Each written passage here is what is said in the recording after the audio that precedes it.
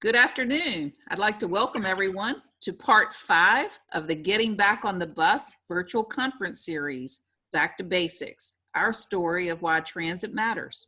This is our final webinar in the series, and we thank you for taking part throughout the summer and fall and hope you found the presentations informative and inspiring.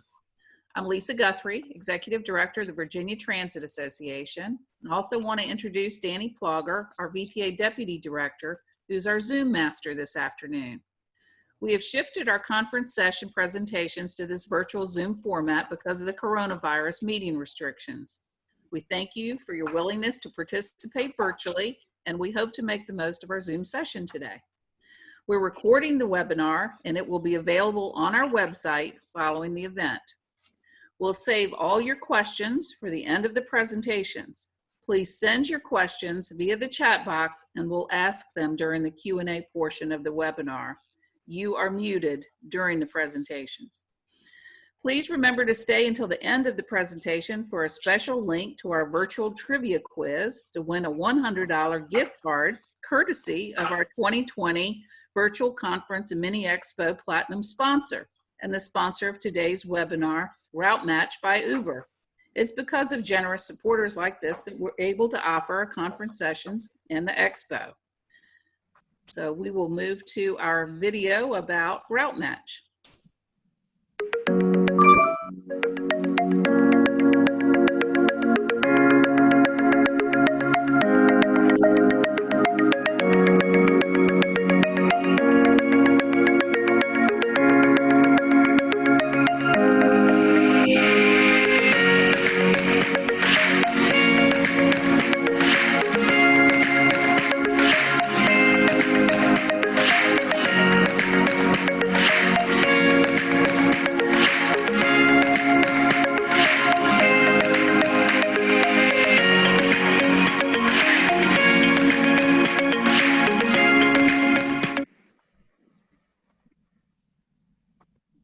That was great, Routematch, and thank you to all you transit nerds who are on our session today.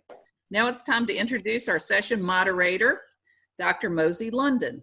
Dr. London is the moderator. He's an experienced project manager, planner, researcher, and instructor with knowledge in civil engineering, transportation, infrastructure, and emergency management related topics with interest in performance evaluation and transportation environment interactions, as well as local, state, and national transportation policy and regulations.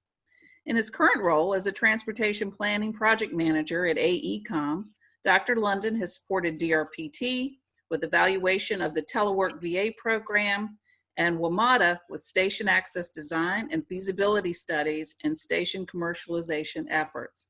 Welcome, Mosi. We've got some great panelists here today. Thank you, Lisa, for that great introduction. I'm excited to be a part of today's presentation, and I want to briefly provide some context to our discussion and then introduce our distinguished panelists. We all know that the global pandemic has severely impacted public transportation ridership and has been diminished because many are working from home or not commuting to work. Many have lost their jobs.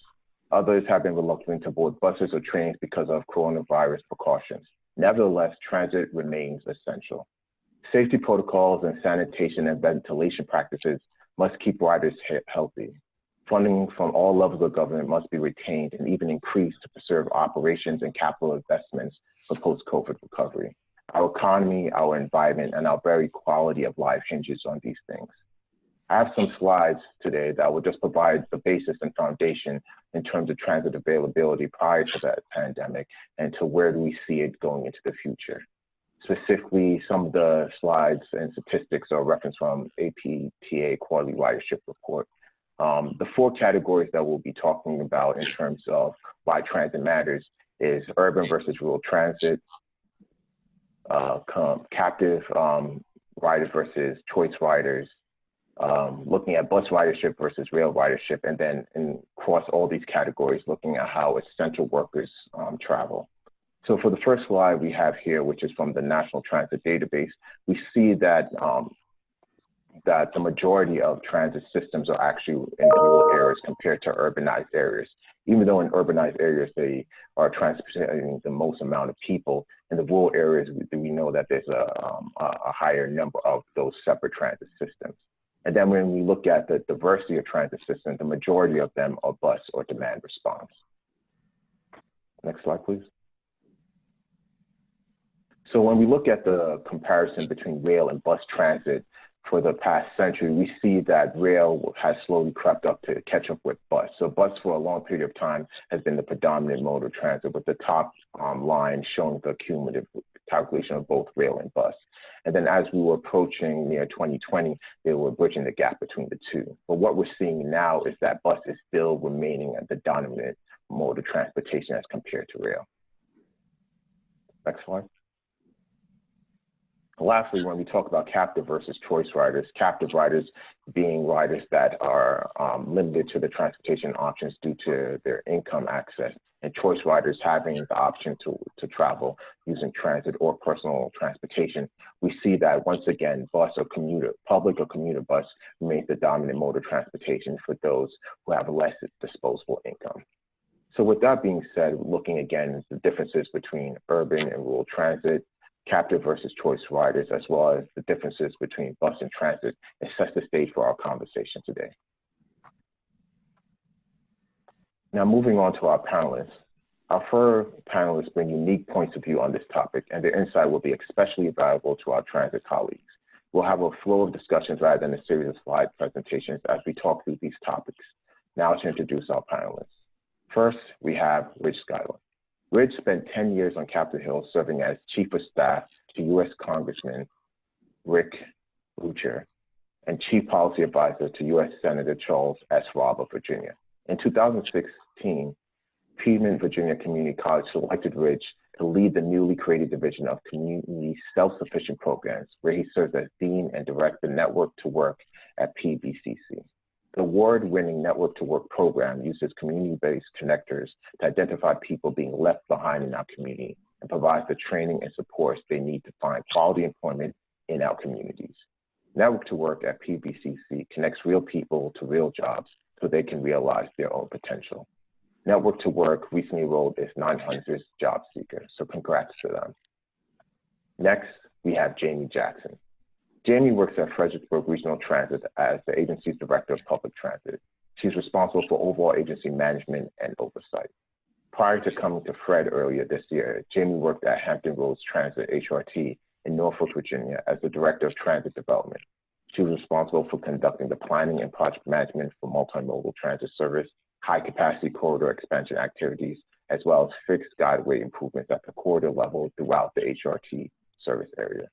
Jamie also has prior work experience at Williamsburg Area Transit Authority, Astera, and the Greater Richmond Chamber of Commerce. Next, we have Joe Gehlbach. Joe serves as the Government Affairs Manager at the Richmond Association of Realtors, where they advocate on behalf of the over 5,500 realtors within the Richmond region. Realtors sell more than a home, they sell a community. As such, Joe's advocacy focus includes not only the housing transaction itself, it encompasses all the elements that help to create communities of opportunity, where every resident is able to thrive and flourish. In addition, Joe also serves on the board of RVA Rapid Transit, a nonprofit aimed at expanding the footprint and frequency of public transit in the Richmond region. Now, last but not least, we have Daisy Wall. Daisy Wall is the head of revenue at Routematch by Uber and is responsible for the company's revenue-related activities for continuing the adoption of and growth of Routematch technologies. She works with transit agencies and industry leaders to evangelize purpose-driven mobility approaches and its social impact on communities, and interested in finding creative ways to focus on rider needs. Daisy has also assumed roles of Vice President of Community Engagement and Vice President of Marketing during her 9 years at Routematch. She previously served as a board member of the Georgia Transit Association. Welcome, panelists. Now we will begin the conversation and start with introductory statements from the panelists to see how they define transit being essential. And we'll move on with the pre-prepared questions. So starting with Rich, can you speak a little bit to why you think transit is essential? Yes, thank you, Mosi. Thank you for that nice introduction. And Yeah, thank you. so we at Network to Work primarily focus on low income or no income individuals trying to find quality work and family sustaining wages. And one of the biggest challenges our job seekers face is transportation. And what we have found in our experience over the last number of years in running this program is that folks who are not independently mobile need a transit option in order to get to work. And a perfect example of that is we had an excellent employer who's located outside the urban area of Charlottesville, offering a very good paying job. We had folks within the city who wanted those jobs, yet there was literally no way to get them out there. And we have explored multiple options, but we are a growing on-demand or demand response community, but we're not quite there yet. And so when that job seeker wanted that job but didn't have access to independent mobility, it brought us to our knees as a program. And just to give an idea of the demand on transportation generally, we run an emergency fund as part of our work, and we spend about $200,000 assisting job seekers. Nearly half of the money we spend is on transportation related needs, whether that's bus passes or car repairs. And so it is absolutely essential that people be able to be mobile and get to work. Thank you for that, Rich, as well as providing that real world example of a person in need for transportation services and to connect to their employer. Next, we have Jamie. Jamie, can you talk a little bit about why you think transit is essential? Thank you again for having me on the panel for today. So I am a part of an agency that provides public transportation for the Fredericksburg region, which includes the city of Fredericksburg and 2 counties, Spotsylvania and Stafford. So transit is one tool in the toolkit of transportation for this region. It's essential because in this region, we actually have a mix of users of the system that includes those who are transit dependent, and those who are commuters, and also those who are kind of the in between. So maybe not necessarily choice riders, but they may have 1 vehicle in the home, or they may have 2 and just choose to ride transit. So when you're looking at a system in the Fredericksburg region, and also looking at how people are accessing transit, specifically during COVID, it's a requirement to get around. Our employees have provided transit service throughout the region, because our riders during this period of time actually had to get to work. It was critical for them to move around, and we, in some cases, were their only transit option, or their safest transit option, or the most cost-effective one. So when we're looking at what transit actually does in any community, not just the city of Fredericksburg or the greater Fredericksburg region, it is an option and an opportunity for people to access jobs, education, and connect with their families. So when we're looking at it as a service that we provide the community, it connects to so many people. And as the statement usually goes, you may not ride public transit yourself, but you know someone who does. And that is key, because when we're looking at, how people get around, not everybody has a vehicle. And even if they did, as you can see, whether it's for rural communities, small urban areas like Fredericksburg, and metro areas like WMATA serves, people need transit to move. So we're just happy to be part of that mobility solution, that essential mobility solution. Thank you for that, Jamie. And I especially appreciate your statement that even though if you may not use transit, you at least know someone who relies and depends on that. Next, I'll go to Joe. Make sure I'm unmuted here. I think I would have that down by now.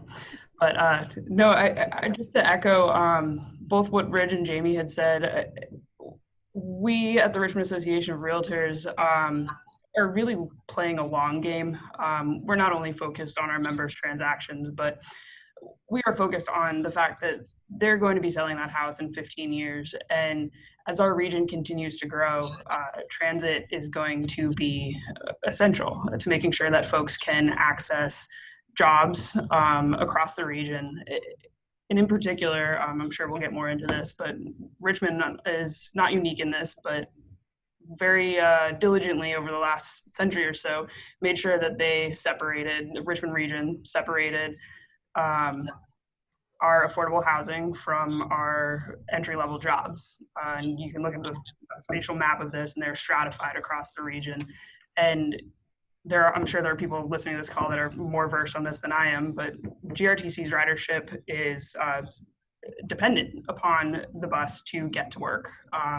Richmond has seen its ridership numbers on its fixed route only drop 20% during this pandemic. And I think that speaks to how essential the services that GRTC offers to its riders is. These are folks who have to take those trips. And so for us, from a housing perspective, we're invested in making sure that the community as a whole is a place where everyone can thrive and can live the lives that they want and should live. So that's kind of where we come from as a association. A little bit different perspective, but still looking at the big picture. Yeah, thank you for that, especially from the housing perspective, which is an important part, including with the employment perspective. So again, last but not least, I'll go to you, Daisy, for why transit is essential. Yeah, I mean, you probably heard some key themes here, and I'm going to echo some of them and add some, additional insight here. I think what we're all saying is that, transit is a connector to opportunities to improve quality of life. And whether it's jobs, education, whatever that happens to be, it really is the heart of the community, and transit is the best to do that because you're recruiting drivers from, the community, the people that you serve every day, and is best connected to the community. It's really interesting to see that you can think of it as soft infrastructure in a lot of ways, and whereas highways and bridges is hard infrastructure, transit and the concept of mobility is the soft infrastructure. And if COVID-19 has shown us anything, it's that, there's still a lot to do ahead of us, a lot to do ahead of us in terms of how we can approach mobility, with more ingenuity, and to figure out how we can look at transit a little differently as to how to flex demand and grow as we need to, but also contract, as Joe, you were saying, as demand comes down, but still be able to sustain, ourselves as we move forward, in the next few years here. So I think at the end of the day, there are a couple of things that make transit so essential. It's also the great equalizer. Mosi, you showed that slide earlier of how people who are dependent on transit are relying on buses every day, and even though rural urban communities have greater density and maybe greater usage, sometimes it's the few people in the rural communities that transit makes the biggest difference to, because they don't have any other option, period. So it's exciting kind of to see what's ahead of us. It's going to be a big task, for sure, for transit. I think if anything, we all know transit is broad shoulders and strong hearts, and that's going to be what it takes to move the community forward. But definitely the critical and invaluable nature of public transit is not going away, and it's going to be and remain essential. Agree. Thank you for those introductory remarks. I'd like to go back to Bridge. You touched on this a little bit, but can you expand on the role transit plays related to gaining employment and how essential it is? Sure, and just to put some boundaries around, so our focus at Network to Work is on folks who are the most likely to rely on transit. So we focus on that low income, minimum wage worker who is desperately trying to climb up the economic ladder, but doesn't have two nickels to rub together. So they're not buying a car, and they're certainly not buying a car that works very long. And so just to put some boundaries around that, looking across the Commonwealth of Virginia, 16% of the families of the Commonwealth earn less than $35,000 a year. And that struggle of that nearly 1 out of every 5 families, many of whom rely on transit, that struggle of those folks is not shared equitably across our system. So as we talk about building a foundation of racial justice as part of our work in rebuilding a healthy economy, of which transit plays an essential role. I think it's interesting to note and sad to note that while 13% of white families make less than $35,000 a year, it's 29% of Black families that make less than $35,000 a year. And so getting people into those quality jobs and the role that transit plays into getting people into those quality jobs is absolutely essential, not just for rebuilding a healthy economy where people are moving up the income ladder, but also undoing the racial inequities that have persisted in this country for a long time. And, if you cannot get to work, you cannot be a quality employee. And one of the very interesting shifts in thinking that we've had, even here at the community college, is to shift away from this idea that training is the destination, if you will, and that if we just trained people, they would then be able to seize these opportunities. And as I have said repeatedly, and it is really great gained traction, no pun intended, around here, is that you could be the best trained certified nurse assistant in the whole wide world, but if you have no way of making it to your shift, you're not going to be a quality employee. And so transportation is the key for a lot of our folks to be able to grab those economic opportunities that will lead to family sustaining wages. Yeah, thank you for that, Richard. And thank you for even breaking down the category in terms of the choice versus captive riders, and even within those choice riderships, how it varies across the spectrum. I'll open up to the other panelists to see if they have anything to add in terms of the link between transit and employment from your own personal experiences or what you've seen with your coworkers. I'll add to that. We talk a lot about deconcentrating poverty in the city of Richmond, and now, candidly, within the counties of Henrico and Chesterfield, as they are starting to see the proportion of people in poverty grow. And Reg, you couldn't have said it better. You can only be a quality employee if you can get there. And for so many folks, especially out in the county, as we're starting to see our population of folks who are in poverty bleed out into the suburbs, there's no bus lines out there. They can't get to work. So how are they going to make ends meet, feed their families? That's really basic stuff. So I think as we're starting to see demographic changes, I think your points are all the more salient. I was going to add to that, Mosi. You brought up a really good point in terms of location of where new employers are coming up too. A lot of times the backbone of our public transit system as it's been developed now, as maybe might be 10 years ago, that you kind of put the fixed route backbone and your paratransit services backbone, trying to fill as much as possible. What we've seen, even in Charlottesville is a great example. There are employers who can't afford to be in those dense areas, so they're going on the outskirts, right? Medical centers are going on the outskirts because it's less expensive, to be there. But you don't have any service area in those areas. So how do you create new service and respond to the community's needs or the prospective job applicants' needs to get to those locations? And that is going to be a challenge moving forward, how to create kind of those service delivery models in those outlying areas. This is Jamie. So I think one of the things that we realized, and again, bringing COVID, and I know we'll talk about this a little bit later on, but a lot of us, and I won't say a lot of us, I'll just say a lot of people, because I had to come to work. But during this time period, you saw a lot of people working from home that had the luxury to be able to do so. And so in society, what you see on the news is teleworking, and people are able to kind of pack their office up and work from home. But what we've seen actually out in the community, whether you are going to the grocery store, maybe getting food, maybe trying to connect with a hospital or medical care provider, all of those people still had to go to work. And in many cases, we had people that rode our service calling us to see what level of service we were providing each day.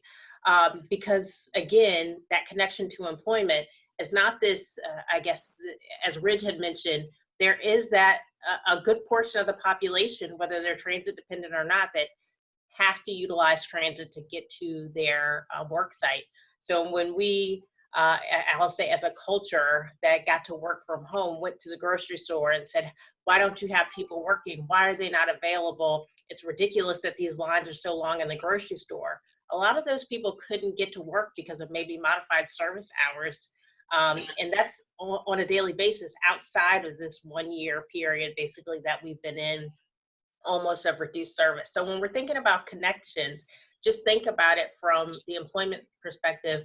When you're under kind of a state of emergency and everything shifts, that transit actually becomes more on the top of your mind, because now you're impacted as a non-transit rider to see how many employment trips and job access that transit actually provides. So I wouldn't even think of it in the normal context when you're on a constricted life schedule that everybody seems to be on now. Transit's need to connect people to jobs is just even more prevalent. Yeah, thank you for that, Jamie. And I guess that's a good segue to my next question for you. In terms of those who can't, telework in terms of their employment because they have to physically be there, have you seen any changes in terms of their transit behavior for those who are considered essential workers? So actually, we have not seen any changes. So all of our operators came to work, all of our mechanics came to work, pretty much all of our administrative staff came to work. We just augmented what we did. So transit is an essential service, as I mentioned before, and getting people around. Fred didn't even think about not providing transit service during COVID because, again, it's bigger than us. Our folks still had to get to work. They still had to be available. They had to, whether it was, as I mentioned before, the grocery store, you even think of the fast food restaurants. We actually even had a high number of commuters that actually really still wanted to ride our service during that time period, just to make sure they had access to their job because they were in a one-car household.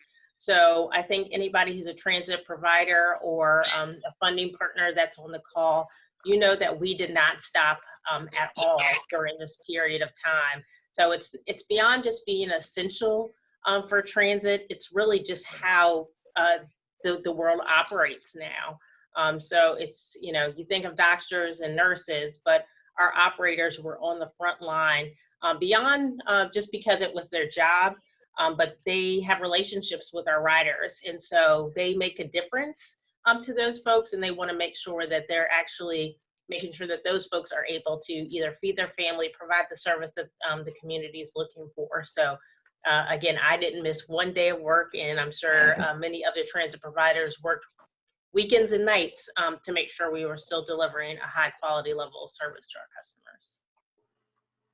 All right, thank you for that, Jamie. And I guess another follow-up question in terms of delivering the high quality service, what were the best practices that were implemented for president and employees that you saw throughout the transit system and that were also adopted by other users?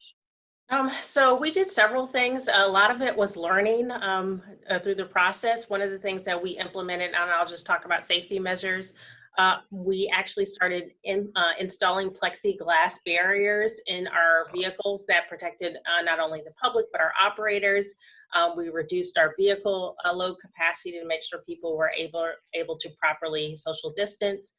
We actually have and continue now our mechanics. We love them dearly, but they are all engineers now and have engineered an even more creative, durable plexiglass feature for our operators that works better than probably what we would normally have. Graciously, DRPT provided us masks, so we had our employees out providing customers masks pretty much every single day, and even when we ran out, we got some more and or bought some more.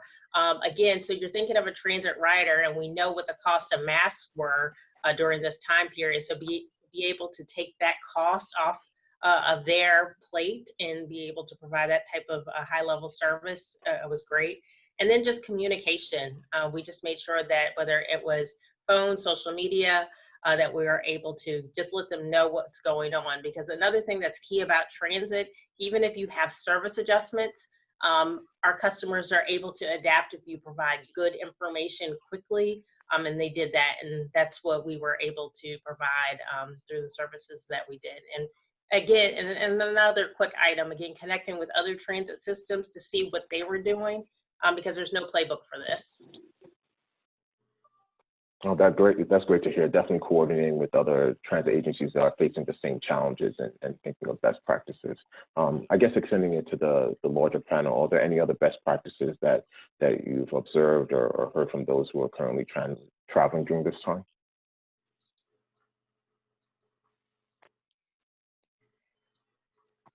I was Great. gonna. So, Oh, sorry, yeah, Mosi. go ahead, Yeah, Daisy. I was gonna add, on the best practices side that we've seen, and I'm speaking kind of nationally, and some Virginia agencies, as well, is on the communication side, absolutely, Jamie, I think that's a really big one, using, social media, using any existing technology that you might have there already, automated call outs, things of that nature to let folks know what's going on. And then specifically, and I know this is because it's top of mind for a lot of states, and then also, FTA just recently released this grant, the COVID-19 grant for about $10 million here that's, I think, due on Monday, is on contactless payments as well, any type of technology to help both to keep, to keep staff members safe so they don't have to handle so much cash, and then also to keep riders, safer so they don't have to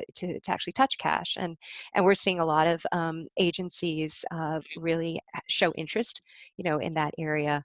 And I think it seems that FTA and state DOTs are also looking at those closely as well. All right, thank you for that, Daisy. You brought up a good point in terms of funding opportunities to help support ongoing efforts with transit. To the other panelists, are there any funding opportunities that you've leveraged to continue to deliver services for your clients and correspondents? So this is Ridge, and here at Network to Work at PVCC, we have teamed up with the city of Charlottesville, and with guidance from the Virginia Transit Association, we were able to pull down a grant that helps our low-income job seekers take advantage of transit. 13%. So the way we work, just very briefly, is we use a piece of technology that sends job seeker information into neighborhoods where socially well-connected people have access to that job information on their smartphones. But it's not enough, as I mentioned, just to have information about the opportunities. You have to be able to seize those opportunities, as Joe mentioned, not just skills training, but actually getting there. And through a series of questions that we ask through our technology, we surface whether people need transit options. And using the technology that we've gained, our record showed that 13% of our job seekers want to take transit, and nearly 70% of them can't afford, or at least prior to COVID, didn't have access to the funds to take advantage of transit. So even though they wanted to use the transit system, they couldn't afford to use it, even with reduced fares. And with this grant, we are able to help those job seekers. We can identify them using our technology, and we can use this grant not only for fixed route systems within the city, but for a growing, burgeoning on-demand through our partner at Jaunt, as we push out into the rural areas. As Daisy mentioned, those two people who live out in Mineral, Virginia are just as important as the two people who live in the middle of the city of Charlottesville. They're just harder to get. But we are using this transit grant to figure out how do we go out to Mineral and bring those folks to the job opportunities that they so desperately want in order to sustain their families. So definitely a great opportunity for us. Yeah. Just as an aside, Fred did get CARES Act money, so we've been leveraging those funds. We've got additional funding from the state that has allowed us to provide some of that PPE and CARES Act related items that we can purchase with those funds. And lastly, just beyond kind of the pandemic, but in that same window of time, Fred was just awarded a grant from VTA. So we will actually be able to provide free transit passes to folks that are trying to get to and from work, to and from educational opportunities or training opportunities. So we're looking forward to be able to, again, reduce that one additional barrier, which is cost. And a couple of trips, in most cases, our riders take 1.5 trips. So again, that can add up pretty quickly. So that's another funding opportunity we're leveraging. Thank you for sharing. And it's great to hear that we're looking at innovative ways to connect the people in need for transit services through these funding opportunities. I would like to switch gears a little and talk a little bit more about the topic of, and we touched on it a little, the difference between the needs for those in rural areas compared to urban areas.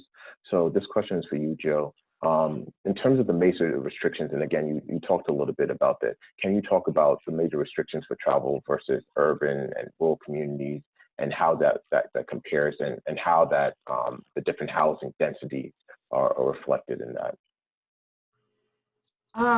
Sure. It's pretty stratified here in Richmond, right? We theoretically have a regional transit system. It encompasses most of the city of Richmond, and then has I think A line in Chesterfield, and several lines in Henrico. And Henrico actually, I think it was last year, put in a lot of money within their budget. And again, this is pre-COVID, put a lot of money into their budget to make sure that they were expanding not only the length, but the frequency of some of their routes within the county. The last year's General Assembly session, we are starting to take more of a regional approach to transit. And I think this tees off of some of the funding discussions we were just having, is that the General Assembly gave the Central Virginia region the authority to form the Central Virginia Transportation Authority. And essentially it leverages a combination of sales and gas tax, like many of the authorities across the state, to start expanding those regional lines. I think it dedicates 15% of the funds generated via those taxes specifically to GRTC. And localities then get 50% back proportionally, and they get to choose how they would like to invest that. And we'll see through their conversations how they decide to do that. And so that's been kind of our role with RVA Rapid Transit currently, and a little bit on the Realtor side is making sure that our rural localities, now that they've stepped up to the plate to start investing in GRTC, are taking full advantage of the opportunities that are now presented to them through that authority. And we as the Richmond Association of Realtors want to help them prove that point to their constituents, right? And a lot of that comes with saying, hey, let's look at the assessments that are on our fixed transit lines. And particularly in the Richmond region, so focusing less on our rural localities and more on our suburban localities, is driving home the point that frequent 10-minute interval bus rapid transit has an immense effect on our property values. And so this is not only good for our members at the Realtors, right? But it's also good for our local governments, particularly when they are facing very tight budget decisions in a COVID environment. And so what I get to do is I get to crunch a lot of assessment data in spreadsheets. And so I don't want to get too into the weeds, but just on the BRT corridor, over the last 10 years, and so from the announcement of the BRT line in 2015 to the completion of the construction, we've seen an average 36%, actually this is on sale price, average 36% sale price increase within the Pulse Walkshed.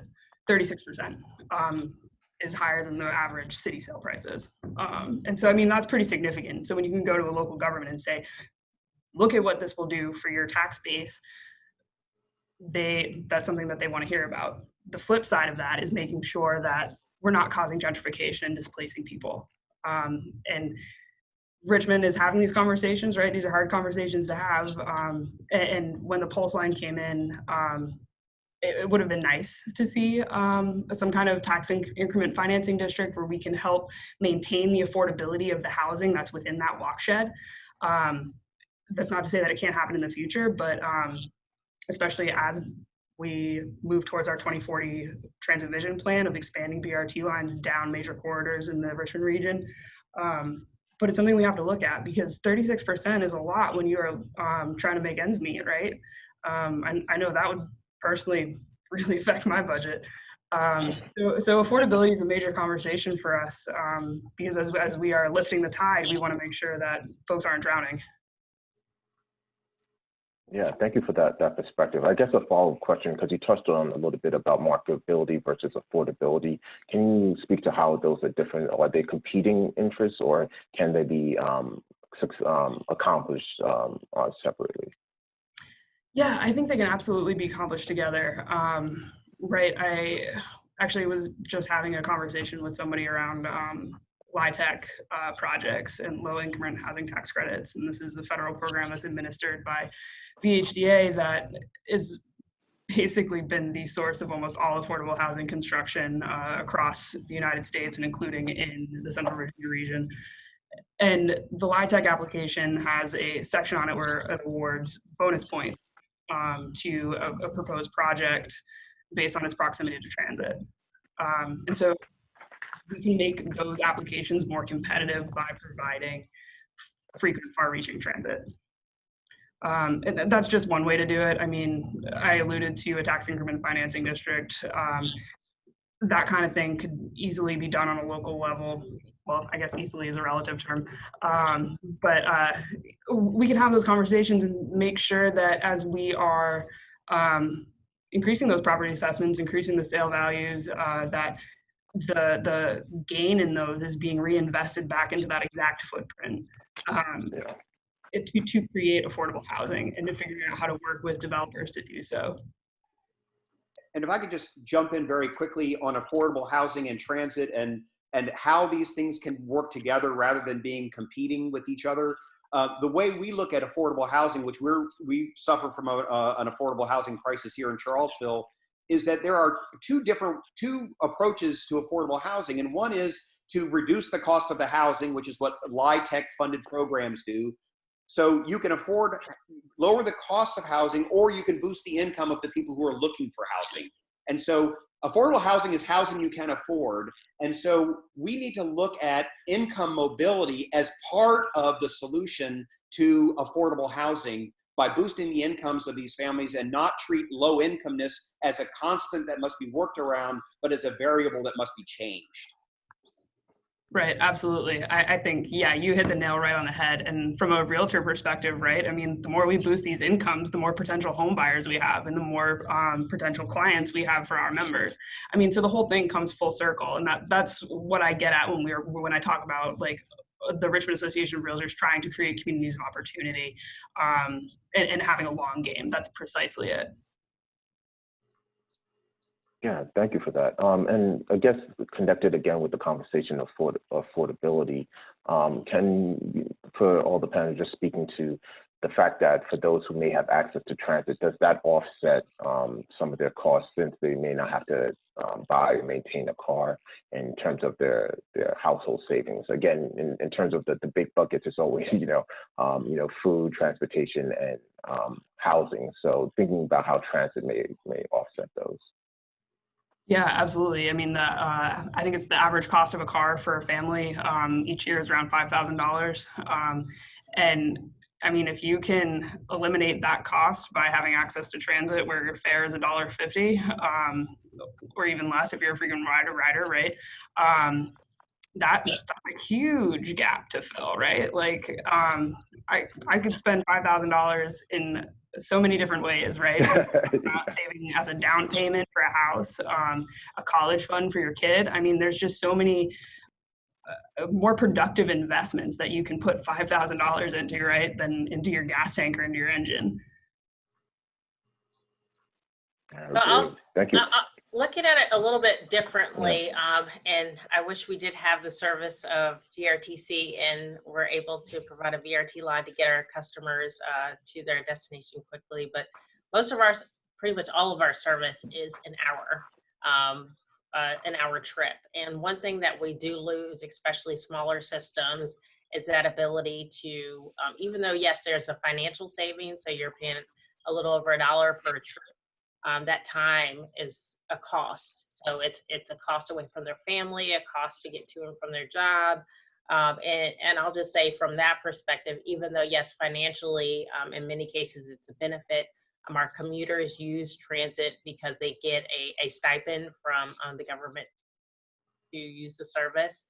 But I will say one of the things that without that frequency of service and that high quality transit service that we all like to provide, whether it's 10 to 15 minute in between trips, there is a high cost for the folks that are transit dependent to be able to use our service. So again, hourly service, if one of our passengers has to do a transfer, which many of them do, that could be literally a quarter of their day or an eighth of their day on a bus. So again, even though we're thinking financial, also think about, again, that luxury that if we don't provide a high quality transit service, that we're taking away time, which again is a really valuable commodity right now. Yeah. And you brought up a big, interesting point too, Jamie. Can you speak a little bit more in terms of the differences that you observed in terms of, again, the distinction between rail and bus, so specifically the VRE and bus service ridership? So right now, VRE, Virginia Railway Express, is operating off their S schedule, which is a reduced capacity schedule or a reduced frequency schedule. They've seen a significant ridership drop as well. They're still operating off that S schedule, so we aren't having those connections between our buses because there's not enough volume. And people aren't riding because they're allowed to basically telework and work from home. So we are seeing a significant impact to our commuters. And, you know, it's very unfortunate because that is a nice chunk of our ridership. But it's also just saying what is actually going on, and it really lets you know kind of how transit does work with different populations as well. Being from HRT, you know, I'm not sure, I haven't looked at their ridership yet, but you know, that luxury again of having that rail service, it's easy, it's convenient. Yeah. Most people see it as a premium type of service because it's more reliable because of your frequency and the type of vehicles you use. But those people that are able to access that type of service, you know, are in many cases able to work from home. So that has an effect or a ripple effect on bus service as well. I was going to say, Mosi, that it's interesting because we were looking at we were talking a lot about costs, right? And how we actually define cost. You know, it's the cost is the luxury of time, or the cost is the time. You know, cost is actually hard dollars. And I think it's interesting right now as we move forward is the cost of the transit operations and the cost of the rider, and how you can kind of reconcile that, you know, and really make the service as rider centric as possible, but also be able to maintain, you know, service sustainably, you know, for the future. And, you know, Jamie, to your point, for example, if you've got these long, you know, 1 hours, you know, that's a lot of time off the rider, but how can we, you know, moving forward, look at shortening, you know, those travel times in some form by mixing up different, you know, service delivery models, like Rich, you were saying, you know, do you mix in an on-demand service? Do you mix in, you know, we've seen over COVID, we've had, you know, clients, you know, we have 500 clients that we work with, and we've had agencies who've converted their fixed route vehicles into demand response vehicles, and demand response vehicles turn into on-demand vehicles. and it's kind of this mix, you know, across the board. And what we're doing as an industry, we're you know, transporting people, but we're also transporting groceries or COVID-19 test results. So I think those are some of the things, you know, that cost is quite interesting, and how we look at costs, and maybe there's a better way for us to take a look at it. You know, typically we look at, you know, trips per revenue hour. Is that really the right way to look at it? Maybe it is a way to look at it, Jamie, to your point, rider, you know, time on board, or if they've had to rely on a loved one to get to work. And what did that take away from them and their loved one? You know, that time, you know, it doubles. So, I mean, those are the types of things that I think, you know, we'll be faced with. Yeah, and I guess go ahead, Rich. I just was going to say very quickly on the cost, in addition to the ones that were mentioned, is the cost of the environment. Yes. That we're doing. Good one. Climate change and wildfires and hurricanes. Absolutely, Very Rich. true. Yeah. Very true. So I guess to segue to the last round of questions, we did allude to this a little bit, but as we know, transit is essential. I think we've confirmed it based on the responses. But how do we sustain transit? And it seems that the technology is a good or a big part of that. So I guess I'll start with you, Daisy. In terms of technology and what you may seen locally or nationally, how do you think that plays a role in terms of sustaining transit users and for people literally getting back on the bus?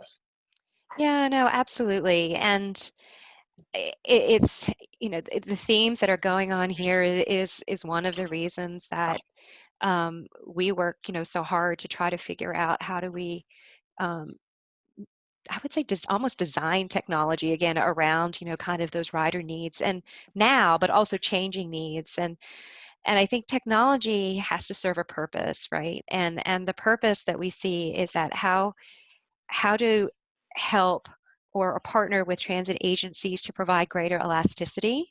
You know, wouldn't it be great to operate like a rubber band? You know, like I said before, if you want to contract, you know, you want to reduce services at some point, you can do it really easily and be able to still sustain, you know, costs by not having to pay, you know, driver overtime, right? Or be able to find more vehicles.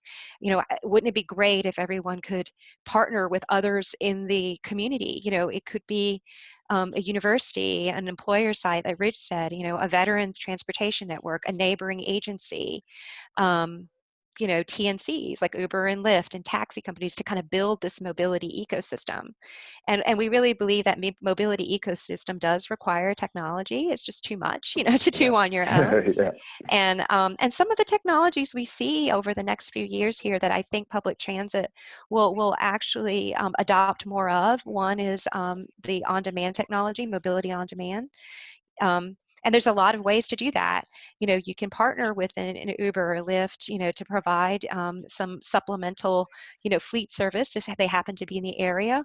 Or do you run your agency like, you know, like an Uber or Lyft? You know, use your own vehicles, use your own drivers, bring the technology in, and use a mobile application so that riders can do that themselves.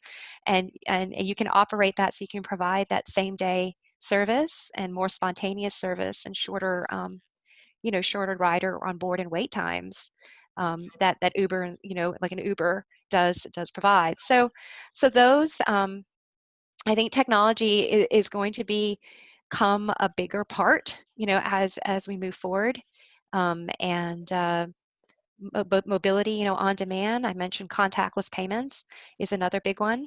Yeah. And I think the last one I would mention is, you know, AI-driven technology, artificial intelligence-driven technology. The idea of using data to really look at travel behavior and look at travel behavior in relation to things like Joe is saying or Rich is saying, employment centers. It's not just the data, it's how does the data interact with everything that goes around you, right? You know, and Yeah. and connect into those housing developments and connect into those employer sites. Yeah, thank you for that. So we're getting some additional questions coming in. So for those who are available to the chat, please just add your questions and we'll be sure to pose them to the panelists. The first question that has come in is from Carrie Ross Pace. And the question is, how can you improve a distressed vacant storefront neighborhood while not displacing long-term residents or businesses? It's noted that this is a very complicated question, but it's looking at that balance between redevelopment and bringing growth, but also still ensuring that those who are long-term members of the neighborhood still feel that they have a place there. So again, a complicated question, but I'll open it up to any of the panelists to start. I mean, I'm happy to take the first swing at that. I mean, All right, thank you, John. that's the $1 million question, though, isn't it? Yeah. I wish I had a silver bullet for it, but right, I think for us in particular, we're talking about the Richmond region. We need to utilize the tools that we have in the toolbox, whether that is for residential specifically, a long-term occupancy. It's called a loop tax in Philadelphia. Basically, it's a long-term occupancy tax reduction, property tax reduction for folks who in Philadelphia is incredibly generous. It would be amazing if we could figure out how to pull something half that generous off here in the city of Richmond. But making sure that folks aren't overburdened by the increasing assessments, right? Like every little bit makes a difference. So that's something that we would love to see here in Richmond is a loop tax or tax rate abatement, basically. The other thing that comes to mind is a community land trust model. It's something that we are working on here in Richmond. I believe there's one out in Charlottesville area too. Thomas Jefferson Land Trust, yeah. And we're not only working on those kinds of projects within the city of Richmond with the Maggie Walker Community Land Trust, but out in Chesterfield and Henrico as well, making sure that. So for those of you who aren't familiar, community land trust model is the trust owns the land underneath. The owner, the individual who buys the house, owns the improvement because the predominant, the majority of the tax burden actually comes from the assessment on the land rather than the improvement, especially when we're talking about stuff in proximity to transit, and making sure that that resident is able to buy into that land trust home. And the home actually becomes more affordable over time because the land trust takes on more and more of that property tax burden. Another thing that actually Richmond just got the permissions to do from the General Assembly this last session is a split rate tax system, meaning that we could tax vacant lots differently than we can tax the ground again at a different rate than we can tax the improvement. That's a really creative tool, but displacement and gentrification, redevelopment, however you want to couch it, I mean, these are just gonna start to scratch at the surface. There's so much. I think I'll let Rich take the next swing, but that's kind of something that we're trying to start out with. I know that we're short on time, and all I will say is that I think the difference between gentrification and redevelopment can really be boiled down to the question of choice and whether people are forced out of their neighborhoods, as Joe just mentioned, because of rising housing costs, and whether we can do something to adjust for that. But you know, longtime residents should be able to benefit if they're a longtime property owner and want to benefit from rising property taxes. That's how you build wealth in America. And so we want to make sure that we're maintaining choice, and a good redevelopment project involves community members engaged authentically in the choice of how to redevelop their communities. And once you have that engagement, choice is top of mind. Whereas gentrification certainly hints toward the fact that people come in, they buy up distressed properties, flip them, and it's the people who have a lot of money who then make a lot of money, and it destroys choice. And so I think if we make sure that we maintain choice as the lodestar in our redevelopment projects, we go a long way to solving this problem. Yeah, thank you for that, Joe and Rich. And I think you really touch upon how we can look at innovative and creative financial incentives or tax structure models in order to, again, make sure that the communities that we're building are sustained for those who actually live in those communities. Since we're short on time, we have one question that we can go to, and then we can continue on. And again, this is from Carrie, another complex question. But since we're talking about financial incentives and tax structures, what do the panelists think about implementing zero fares, where the public as a whole subsidize the cost? So we do this in other areas such as education, but do you think we'll ever be at a point where we'll be able to do that for public transit? So I will start off on this one. Another good one. Thank you, Jamie. Yes. So zero fares. So I know that's kind of the buzzword. I think it's very feel good, but that is not my top priority as a transit leader. It's just like cold pizza or a cold hamburger. It can be free, but it's still cold and not good. So, you know, for me, for zero fares, if you're providing, you know, hourly service or service on the half hour, that's not good service. So you providing it free to me does not do anybody any good for the transit dependent or the non-transit dependent. Give me good service and I'm willing to pay for it, even if you are low income. But giving me bad service free is not really moving the needle. So, you know, I think, again, sometimes, and this is a little cliche, but, you know, for those who are policymakers or maybe kind of at the top of the income spectrum, it's the, oh, yeah, we're doing a good job and we're helping the transit people. as opposed to saying, no, you're really just giving them a cold McDonald's burger with, you know, sauce on it. It's just not good, even if Not it's the same, yeah.